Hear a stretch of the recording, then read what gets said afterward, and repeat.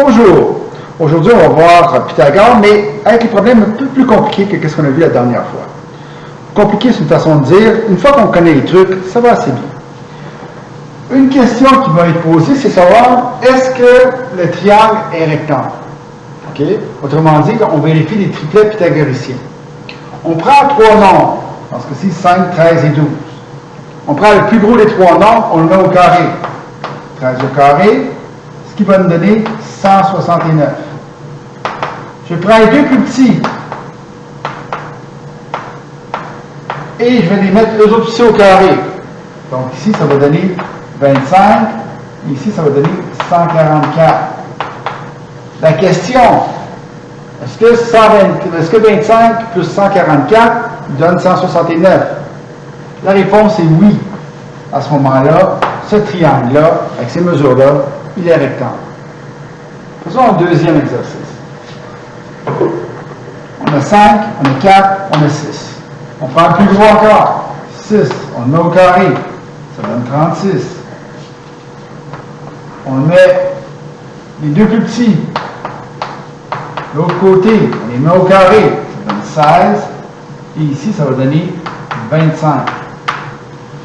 Et ma question est que 16 plus 25 donne 36? 16 plus 25 donne 41. Donc, ça veut dire que ce n'est pas égal à 36. Donc, ce triangle-là n'est pas un triangle rectangle. C'est comme ça qu'on vérifie ces triplets pythagoriciens en appliquant simplement la formule de Pythagore.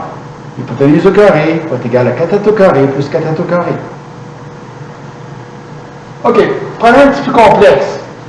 Pythagore en 3 dimensions. Il va y avoir des profs qui vont vous dire hey, il va falloir que tu fasses 2 fois Pythagore, il va falloir que tu calcules un côté, il va falloir que l'autre côté, il va falloir que tu reviennes de l'autre côté. Je pourrais vous montrer des démonstrations un peu plus complexes pour vous expliquer comment ça marche, mais quand on est dans une boîte, on cherche la diagonale de la boîte. Donc, ça ne veut dire pas un côté à l'autre quand on tient un rectangle, c'est vraiment de A à G. On traverse la boîte d'un bord à l'autre. Okay? On peut faire une version de Pythagore avec 3 mesures. Ce qui fait que pour trouver mon côté AG, tout ce que j'ai à faire, c'est comme si on essayait de trouver l'hypoténuse. Okay? Tout ce qu'on a à faire, c'est faire parenthèse. Au lieu de mettre 2 cathètes au carré et additionner, on va mettre les 3 cathètes. Okay? Donc, toutes les 3 mesures, tu les mets à l'intérieur du triangle de Pythagore. Et tu le fais d'un coup. Ça devrait donner 5,39 cm. Beaucoup plus rapide que ce que les autres profs vont vous demander. Et si vous leur demandez de faire la démonstration, ils vont s'apercevoir qu'effectivement, tu as le droit de faire ça. Donc, plus rapide. Problème qui aurait pris 15 minutes se résout en 1 minute. Dernier problème qui est particulier.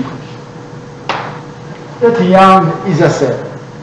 Ça veut dire, habituellement, quand on donne un triangle, un rectangle, on va te donner 2 mesures. Alors ça, trouve-moi la 3e. Ou on va te donner une façon de trouver une 2e mesure. Puis, bref, vous avez vu dans les problèmes, il y a des façons très variées de faire ça. Mais à la base, on donne tout le temps 2 mesures. Ici, ce n'est pas le cas. Si un triangle isocèle, ceux qui s'en souviennent, c'est un triangle où les 2 côtés sont égaux. Compte tenu que l'hypoténuse, c'est toujours le côté plus grand, mais les 2 côtés égaux, c'est les 2 cathètes. On va faire la formule de Pythagore. Qu'est-ce qu'il nous disait? L'hypoténuse au carré va être égal à cathète au carré plus cathète au carré. Dans le cas qui nous concerne, 50 au carré va être égal à x carré plus x carré. Bon, 50 au carré, on peut faire ça sur la calculatrice, c'est 2500.